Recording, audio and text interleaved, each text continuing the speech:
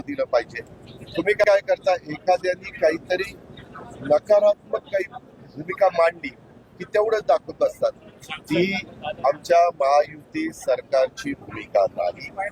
एखादा वैयक्तिक बोलला तर ताबडतोब राष्ट्रवादीचं कुणी बोललं तर त्याची नोंद मी घेत असतो।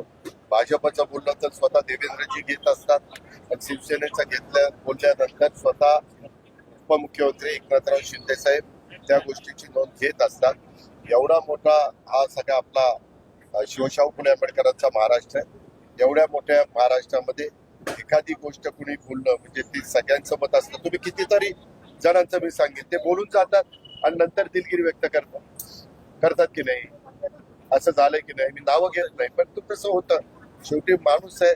माणूस कधी कधी बोलताना एखाद दुसरा शब्द चुकतो, परंतु तेवढंच घेऊन बसण्याचं आमचं सगळ्यांचं तिघांचंही सर्व आमच्या पक्षाला बरोबर घेऊन चांगल्यातलं चांगलं काम करावं अशी आमची मनापासूनची इच्छा आहे। आणि एवढा भरभक्कम पाठिंबा महाराष्ट्रातल्या जनतेने आम्हाला